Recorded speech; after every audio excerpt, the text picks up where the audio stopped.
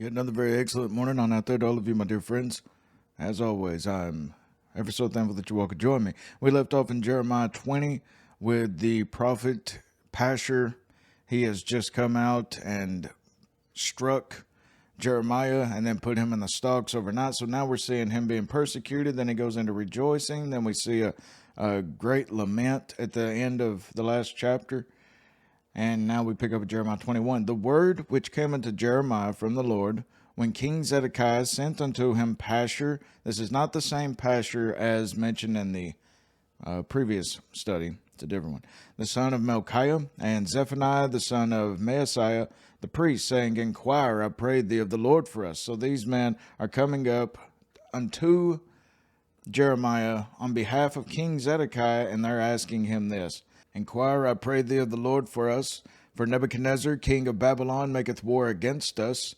If so be that the Lord will deal with us according to all his wondrous works, that he may go up from us. There is obviously a great gap at this point in the collection of the prophet's utterances, and we enter on a new group of prophecies which extends to the close of Jeremiah 33. So here is the beginning of a narrative where it's now in the last days of Jerusalem before the siege, as we see King Zedekiah is the one involved now. Thus far, we have had his ministry, Jeremiah's, under Jehoiakim, and formed the first part of his work. Now we pass to the later stage, which forms what has been called the role of Zedekiah. And they are quite distressed about Nebuchadnezzar. The armies of Nebuchadnezzar were gathering round the city. The prophet was now honored and consulted. This is years into his ministry, many years. And the king sent his chief minister, Pashur, not the priest who had been the prophet's persecutor, as in the preceding chapter, and Zephaniah, the deputy, to ask his intercession. We learn from their later history that they were, these two men, that they were in their hearts inclined to the policy of resistance. They were truly enemies of the message, and ready to accuse Jeremiah of being a traitor. And as you'll see, Nebuchadnezzar's name right here, this is not a typist error or anything, but it says Nebuchadnezzar instead of Nebuchadnezzar. Nebuchadnezzar. This is a nearer approach than Nebuchadnezzar to the correct spelling of the word, and is always found in the Masoretic texts of this book, except in chapters 27 through 29. The nearest sound to Nebuchadnezzar's actual name would be something along the lines of Nabuchodonosor.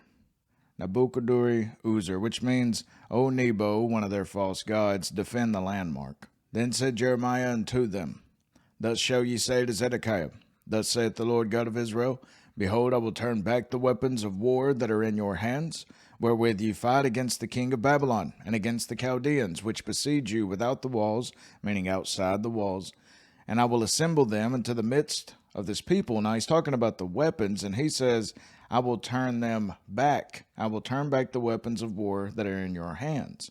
In essence, I will compel the warriors to give up resistance, the Jewish warriors to give up resistance and shut themselves up within the walls.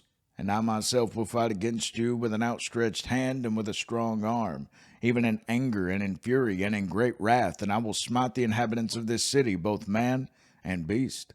They shall die of a great pestilence.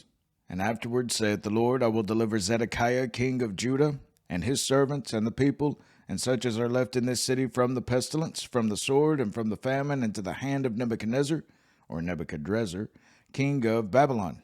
And afterward, saith the Lord, I will deliver Zedekiah, king of Judah, and his servants, and the people, and such as are left in the city from the pestilence, from the sword, and from the famine, into the hand of Nebuchadnezzar, king of Babylon. Now, notice what he says. He says, and I will deliver those that are left, because so many are dying within Jerusalem's walls due to starvation. It even, as we've made note of it, they're eating their own children and the sick, and into the hand of their enemies, and into the hand of those that seek their life. And he shall smite them with the edge of the sword. He shall not spare them, neither have pity, nor have mercy.